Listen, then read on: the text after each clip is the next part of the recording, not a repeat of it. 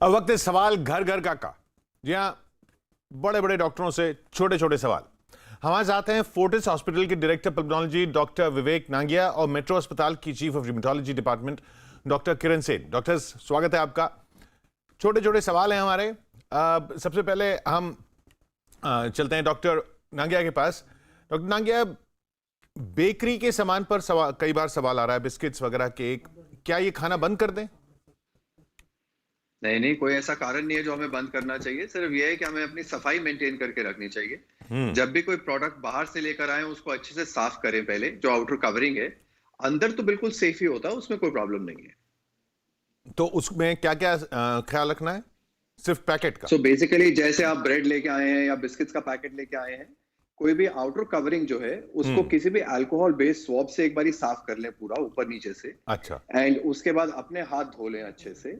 जब एक बार आपने वो धो लिया है तो फिर उस पैकेट को खोल लें। अंदर के कंटेंट्स बिल्कुल सेफ रहते हैं, कोई प्रॉब्लम नहीं होती उनमें।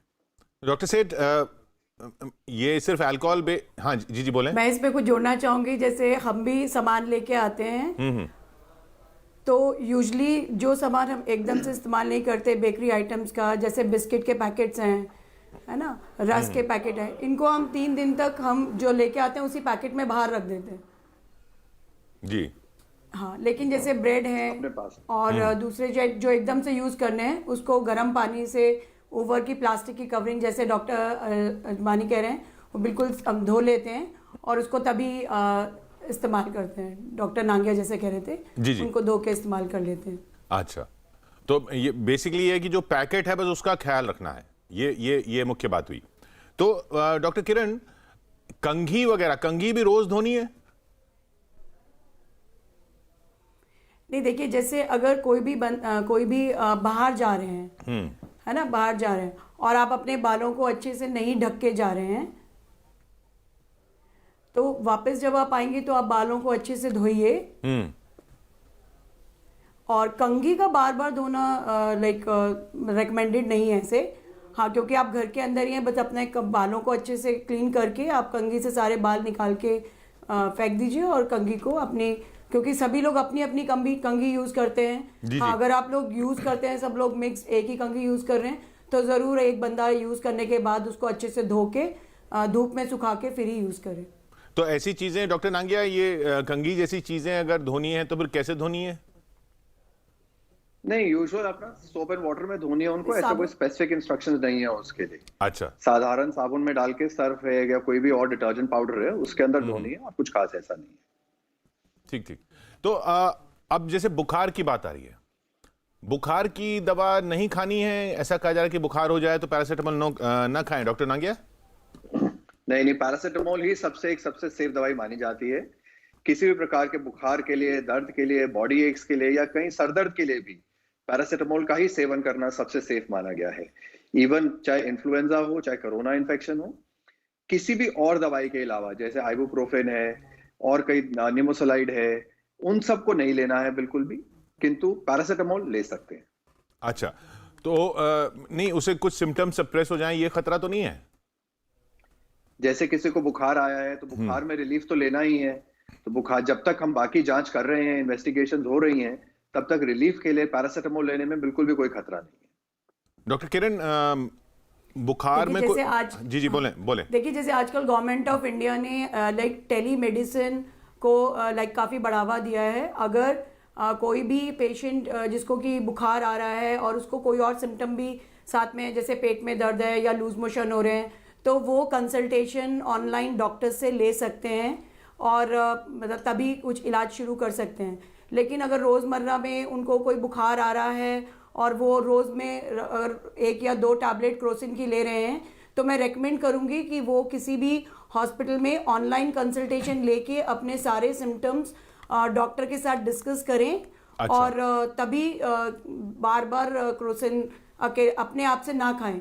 एक बार क्रोसिन खा के, मान लीजिए, जैसे बहुत आजकल गृहिणियां बहुत काम कर रही हैं, घर का झाड़ू पोछा भी, तो शरीर में दर्द हो रहा है तो वो आम क्रोसिन ले लेती हैं। लेकिन अगर किसी को बुखार आ रहा है और 2-3 दिन वो क्रोसिन से उसको सप्रेस कर रहे हैं, तो वो ज़रूर किसी डॉक्टर से टेलीमेडिसिन मतलब ज़रूर कंसल्ट करें, अपने सिम्टम्स को डिस्कस करें और तभी क्रोसिन को लंबे टाइम तक खाएं, अदरवाइज नहीं।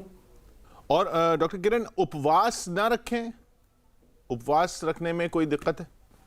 मैं देखिए, फास्टिंग के लिए अगर कोई पेशेंट रख मतलब अगर कोई भी आदमी नॉर्मल जिंदगी में उपवास रखते हैं तो अपने हाइड्रेशन का उसको बहुत ख्याल रखना पड़ेगा, है ना। मैं तो यही रेकमेंड कर रही हूँ सबको कि आप थोड़ा खाना खाएं, क्योंकि घर के अंदर हैं सब लॉकडाउन में, तो लोग भरपेट खा के उनको काफ़ी सुस्ती आ जाती है, पानी की मात्रा भी कम ले रहे हैं और गर्मी भी बढ़ रही है। तो माय रिकमेंडेशन इज़ कि फास्ट जहाँ तक हो अवॉइड करिए, है ना। लेकिन फिर भी अगर कोई रखना चाहता है तो उसको अपनी हाइड्रेशन का और फ्रूट्स और एटसेट्रा करके थोड़ा थोड़ा दिन में 3-4 घंटे के गैप पे खाएं और पानी अपना रेगुलर पिए, एटलीस्ट 2.5 से 3 लीटर पानी रोजमर्रा में जरूर लें। डॉक्टर नागिया, ये कोरोना का मतलब कई लोग रिलीजियस रीजंस की वजह से फास्टिंग करते हैं, उपवास रखते हैं, तो कोरोना के माहौल में ये ज्यादा खतरनाक है? देखिए क्या है, इस समय हमें अपनी इम्यूनिटी को बना के रखना है। कोई भी कारण ऐसा नहीं होना चाहिए जिससे हमारा इम्यून रिस्पॉन्स कम हो जाए। जी जी। इम्यूनिटी के लिए बहुत जरूरी है प्रोटीन इनटेक मेंटेन करके रखना, अच्छा। एंड फ्लूइड इनटेक मेंटेन करके रखना, along with vitamins, antioxidants, specially vitamin C. Religious point of view से फास्ट रखना तो एक अच्छी बात होती है, किंतु ये टाइम ऐसा नहीं है कि हमें रिलीजियस सेंटिमेंट्स जो है हमारे हेल्थ के सेंटिमेंट्स को ओवर पावर कर सकें। सो हमें इस समय अपनी सेहत पे ज्यादा ध्यान देना है रादर देन रिलीजन पे। जी जी। एंड मेरा ख्याल ऐसा कोई रिलीजन नहीं कहता है कि फास्ट करने मतलब सेहत से ज्यादा प्रायोरिटी रिलीजन को देना चाहिए हमें। सो अपनी सेहत अपने हाथ में रहती है, खाना मेंटेन करके रखें, जैसे डॉक्टर किरण ने भी कहा है, खाना पीना अच्छे से मेंटेन करके रखेंगे तो इम्यूनिटी अच्छी रहेगी आपकी किसी भी इन्फेक्शन को फाइट करने के लिए। अच्छा, अब चीज़ों की जहां तक बात करें, मोबाइल फोन्स हैं, लैंडलाइन फोन्स भी हैं, मोबाइल फोन साफ करने हैं, लैंडलाइन फोन भी साफ करने हैं क्या, सैनिटाइज करने हैं बार बार? क्योंकि अलग अलग मोबाइल तो चलिए आपका अपना है, लेकिन लैंडलाइन कई लोग इस्तेमाल करते हैं। डॉक्टर नागिया? जी बिल्कुल, उसको भी करना पड़ेगा जैसे हम बाकी सब वस्तुओं को घर में करेंगे, जैसे कि टेबल्स हैं, ये डोर नॉब्स हैं, रेलिंग्स हैं, कोई भी वस्तु जो बहुत लोग इस्तेमाल कर रहे हैं उसको साफ करना बहुत जरूरी है, सैनिटाइज करना बहुत जरूरी है, टाइम टू टाइम करना चाहिए हमें। डॉक्टर किरण, हम डॉक्टर नागिया जैसे बता रहे थे कि लैंडलाइन फ़ोन जो है उसे भी बार बार सैनिटाइज करना इसलिए ज़रूरी है क्योंकि कई लोग उसको इस्तेमाल करते हैं। देखिए, मैं ये कहूँगी कि जैसे एक घर में लोग 7-8 लोग रह रहे हैं और वो लोग बाहर नहीं निकल रहे हैं, है ना, तो ऐसे में नॉर्मल डस्टिंग या सुबह में एक बार कर लिया, और सब लोग अगर हैंड सैनिटाइजिंग अपनी मेंटेन कर रहे हैं, है ना, दिन में मतलब 3-4 बार तो अपने हाथ उन्हें धोने चाहिए। और उसमें से अगर एक फैमिली मेंबर दिन में बाहर जाता है तो उसको बाहर से आने पे अपना सारे जो कपड़े हैं वो अलग से धोने में डालने हैं, और नहाने के बाद अच्छे से अपने और जूते भी अपने अगर ऐसी जगह रखें जहाँ से धूप पड़ती हो बाहर की तरफ, तो ऐसे में उस बंदे के आने की वजह से अगर वो लैंडलाइन फ़ोन यूज़ कर रहा है तो फ़ोन को उस समय सैनिटाइज करने की ज़रूरत है। अदरवाइज़ घर में अगर सब लोग एक साथ रह रहे हैं और एक बार आप क्लीन कर लेते हैं तो कैन यूज़। जी जी। अच्छा, ये डॉक्टर किरण ये बताइए, तो बार बार सैनिटाइज ये बताइए डॉक्टर किरण कि ये हॉस्टल, पीजी ऐसी जगहों पे जब क्या ना रहें ऐसे माहौल में?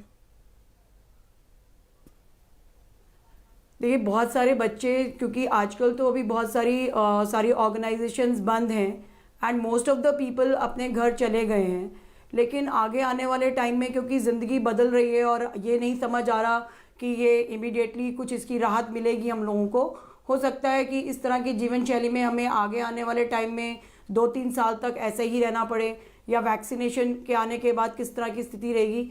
तब तक पीजीज में क्योंकि बहुत सारे लोग रहते हैं और डिफरेंट जगह काम करते हैं, ऐसे में जो 5 प्रिकॉशन पॉइंट्स हैं, जैसे कि हाथों को बार बार धोना, सोशल डिस्टेंसिंग मेंटेन करना, अपने हाथों को मतलब आँखों पे और नाक पे मतलब मुंह पे ना छूना, ये सब चीज़ें मतलब पालन करते रहने के साथ साथ पीजी में रहना थोड़ा मुश्किल होगा। जी जी। आई थिंक कि 1 रूम 1 पर्सन और इसी तरह से कुछ आगे आने वाली जिंदगी में रहा जा सकेगा। जी, डॉक्टर नागिया आपका क्या व्यू? अब ये मजबूरी हो सकती है किसी की, लेकिन अब क्या किया जाए? हॉस्टल, पीजी, देखिए बेसिकली अभी तो जो सिचुएशन है मेरा ख्याल तो जहां है वहीं रहना बहुत जरूरी है, ताकि बाहर की कम्युनिटी से कांटेक्ट ना रहे, घर के अंदर ही रहे अभी तो, जब तक ये लॉकडाउन चल रहा है। जी जी। उसके बाद जो है सब्सिक्वेंटली ये जरूरी है कि एक सोशल डिस्टेंस मेंटेन करना बहुत जरूरी है। कम से कम 6 फीट का डिस्टेंस 2 बेड्स के बीच में होना चाहिए। सो अगर पीजी है, सिंगल रूम है, वो तो बेस्ट अकोमोडेशन है, उसमें कोई इतना प्रॉब्लम नहीं है। पर अगर शेयरिंग अकोमोडेशन है तो फिर उसके अंदर हमें कम से कम अपने बिस्तर को 6 फीट दूर रखना चाहिए, हैंड अच्छा। हाइजीन का पालन करना चाहिए, मास्क पहन के रखना चाहिए, कॉफ एटिकेट्स फॉलो करने चाहिए।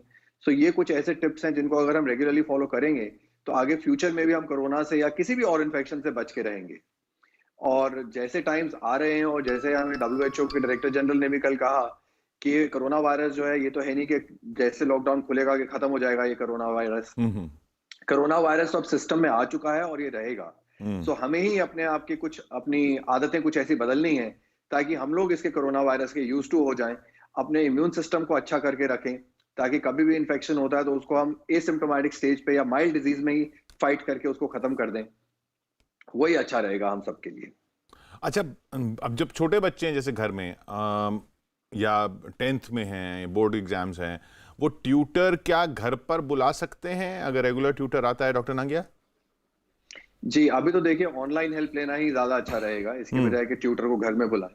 इस समय तो बिल्कुल भी ठीक नहीं है कि कोई भी बाहर से घर के अंदर आए, वो चीजें भी टच करेंगे, हो सकता है एसिम्प्टोमेटिक कैरियर स्टेज में भी हो और इन्फेक्शन फैला के चले जाएं। सो इस स्टेज में तो बिल्कुल भी ठीक नहीं है किसी को बाहर से बुलाना। ऑनलाइन क्लासेस की हेल्प लेना बेटर रहेगा।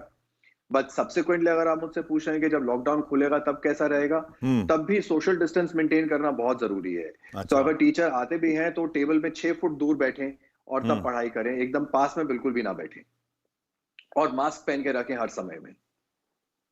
तो ये दूरी डॉक्टर किरण, दूरी बना के रखनी पड़ेगी चाहे पढ़ना पढ़ाई हो तब भी?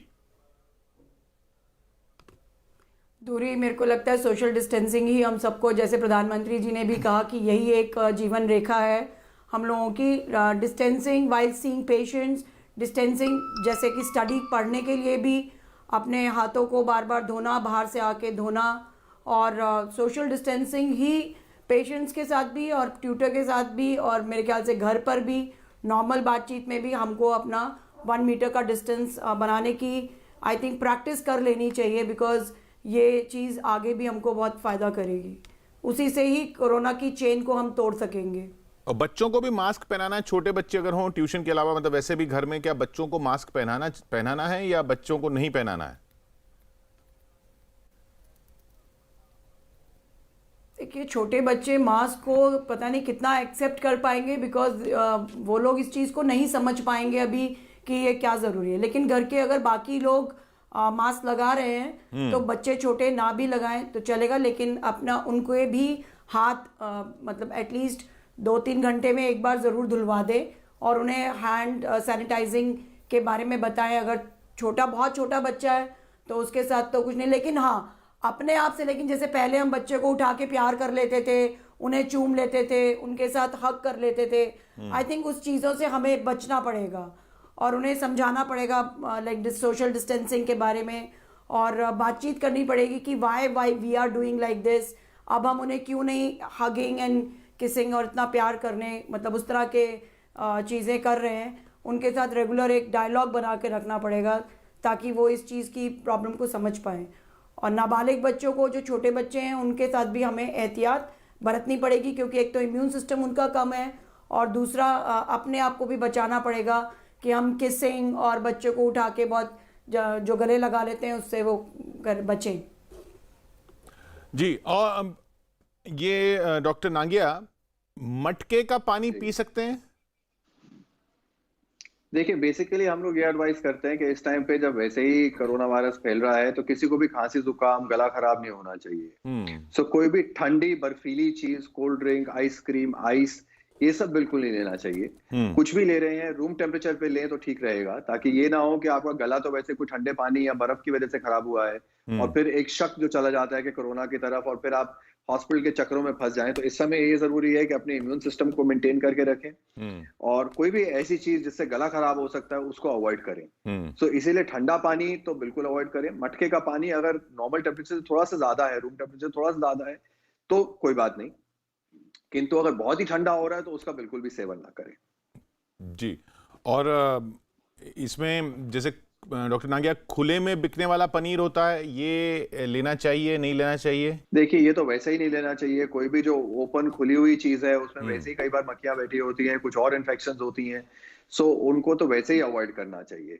और आजकल के मौसम में तो स्पेशली जब कोरोना इतना फैला हुआ है, सो किस हाथों से उठाया गया है, उसमें सैनिटाइजेशन मेंटेन हुआ है कि नहीं हुआ है। सो इन सब अनसेफ प्रैक्टिसेस से बिल्कुल दूर रहना ही ठीक है। जितना हो सकता है सेफ रहें। घर पे ही पनीर बना सकते हैं तो वो करें, नहीं है तो जो पैक्ड वाला पनीर आता है उसका इस्तेमाल करें। उसमें भी जैसे मैंने आपसे शुरू में कहा कि कोई भी पैक्ड चीज अगर घर में लेके आते हैं तो पहले उसको सैनिटाइज करें, फिर अपने हाथ धोएं, फिर उसको खोलें और फिर उसका इस्तेमाल करें। जी। तो डॉक्टर किरण, आजकल घर में जी ही जी दूध बोले। फाड़ के पनीर बना लेती हूँ। जी जी जी, हाँ बताइए। मैंने कहा मैं तो आजकल घर में ही दूध लाके, जो पैकेट का दूध आता है उसी को फाड़ के हम पनीर बना के उसी को यूज कर रहे हैं। हाँ तो मतलब और उसको अगर आप प्रेस करके रख देंगे तो वो उसके पीसेस भी बन जाते हैं। अच्छा, तो मतलब ये, हाँ ये अभी फिलहाल कम से कम लॉकडाउन के दौरान तो इन्हीं चीजों पर ध्यान रखा जाए। जी बिल्कुल। डॉक्टर किरण, ब्यूटिशियन घर पर बुलवा सकते हैं? बहुत महिलाएं ये पूछ रही हैं, ब्यूटिशियन और हेयर स्टाइलिस्ट जैसे मर्दों को बुलवाना है, वो क्या घर पर बुलवा सकते हैं इस लॉकडाउन के दौरान या अवॉइड करें? देखिए, लॉकडाउन के दौरान मेरे को लगता है कि अभी ब्यूटिशियन को बिल्कुल बुलाना अवॉइड करना पड़ेगा। बिकॉज वो किस एरिया से आ रही हैं, हॉटस्पॉट एरिया है कि नहीं है, उनको कोई बीमारी तो नहीं है, वो सैनिटाइजेशन कर रही है, तो इसका तो बिल्कुल ही आपको बहुत ज़्यादा ख्याल रखना है। तो लॉकडाउन के टाइम पे मेरे ख्याल से ब्यूटिशियन को बुलाना सही नहीं रहेगा। हाँ, एक बार जब लॉकडाउन खुल जाता है, थोड़ा सा वायरस का संक्रमण कम हो जाता है, तो आप तब आप सोच सकती है। उसमें भी आपकी ब्यूटिशियन अगर नोन टू है, उसकी 14-15 दिन पहले कैसी हिस्ट्री थी, वो एसिम्प्टोमेटिक कैरियर है कि नहीं, वो पूरी प्रॉपर आप उसे घर आने पे पहले खुद ही अपने सामने सैनिटाइज कराएं। और हो सकता है कि अपना कोई जो धुला हुआ एक गाउन है वो दें, सो दैट कि she is like this thing. वो सब करना ज़रूरी रहेगा। लेकिन थोड़े से टिप्स जो हम लोग कर सकते हैं, जैसे घर में जो ब्लीचिंग है, जैसे हम भी हैं, थोड़ा जो हम अपने बालों को डाई करना है, तो I think we can do at home ourselves and we can use simply made face packs। जैसे दही में आप थोड़ा सा हल्दी डाल के फेस पे अप्लाई कर सकती हैं, या चिरौंजी को दूध में भी लोग भिगो के उसको पीस के वो आप लगा सकते हैं। तो मतलब जो घर के जो हमारे जो पुराने लाइक फेस पैक्स और टाइप्स होते थे उसको, और घर पे ही अपने आप से जो स्क्रब बनता है, चाहे तो वो संतरे के छिलके से, और उससे वो सब यूज़ करिए। अभी मुझे लगता है कि ब्यूटिशियन को घर पे बुलाना बहुत ज़्यादा सेफ नहीं रहेगा और बाद में भी नहीं सेफ रहेगा। सो इट इज़ बेटर कि वी लर्न लाइक, जैसे आपकी फिलिप्स के जो ई पायलेटर्स आते हैं, जो कि हम लोग अपनी हेयर रिमूवल के लिए यूज़ कर सकते हैं अपनी वैक्सिंग की जगह, या मतलब कुछ चीज़ों में we have to resort to our own things. And beautician को लाइक आगे वाले आने टाइम में बहुत लाइक अपनी नोन टू ब्यूटिशियन हो, जो कि पूरी एहतियात बरत रही हो, और उससे आप मतलब सेटिस्फाइड हो कि like she is taking covid precautions, then only you should go to them after the lockdown is open. तो डॉक्टर नागिया, फिर क्या क्या अब ये, हाँ जी जी यहाँ बोले। पे जो है ना, एक चीज ये समझनी जरूरी है कि सोशल डिस्टेंसिंग का मतलब क्या होता है और उससे हाँ। क्या फायदे क्या होते हैं। जितनी स्टडीज हैं, जैसे वुहान से स्टडी आई है, उन्होंने ये दिखाया है कि जैसे ही सोशल डिस्टेंसिंग, क्वारंटाइनिंग, आइसोलेशन शुरू किया है, तो नंबर ऑफ पेशेंट्स नीचे आना शुरू हो गए उनके एकदम से। उनके अगले 15-20 दिन में पेशेंट्स एकदम नीचे हो गए। एक मरीज जो है, अगर सपोजिंग मुझे आज इन्फेक्शन है, तो मैं ओवर नेक्स्ट 30 डेज में 2.5 से 3 लोगों को ये इन्फेक्शन पास ऑन कर सकता हूँ। ये नॉर्मल सर्कमस्टांसेस में है। ठीक है। ये तब है जब आपने कंप्लीटली एक क्वारंटाइन मेंटेन करके रखा हुआ है, आइसोलेशन करके रखा हुआ है, तो भी देयर इज अ पॉसिबिलिटी कि 1 महीने में मैं 2.5 से 3 लोगों को इन्फेक्ट करूंगा। और अगर हम लोग कोई भी क्वारंटाइन या कोई भी सोशल डिस्टेंसिंग मेंटेन नहीं करते हैं, तो 1 महीने में एक इन्फेक्टेड पेशेंट 400 लोगों को इन्फेक्ट कर सकता है। एक मरीज यूजुअली 3 को इन्फेक्ट करता है, 3 आगे 3 को, वो आगे 3 को, और ये माना जाता है कि अगर 10 से 12 ट्रांसमिशन ऐसे हो जाए, तो बिना भी मतलब कुछ थोड़े से ही टाइम में कोई लाखों के लाखों मरीज इससे इन्फेक्ट हो सकते हैं। इसीलिए हमारे लिए सोशल डिस्टेंसिंग मेंटेन करना बहुत जरूरी है, चाहे वो ब्यूटिशियन हो या कोई भी बाहर से आ रहा व्यक्ति हो, डोमेस्टिक हेल्पर्स हो या ड्राइवर्स हों, इन सब से आपको थोड़ा डिस्टेंस मेंटेन करके रखना जरूरी है। घर में किसी को भी अंदर ऐसे ना घुसने दें जब तक आपने असर्टन नहीं कर लिया है कि उन्होंने कोविड-19 प्रिकॉशंस घर पे फॉलो करी हैं कि नहीं करी हैं, मास्क पहना है कि नहीं पहना है, हैंड हाइजीन रखा हुआ है कि नहीं रखा हुआ है, एंड जो घर में एंटर करने के बाद भी उनसे एक डिस्टेंस मेंटेन करके रखना बहुत बहुत जरूरी है।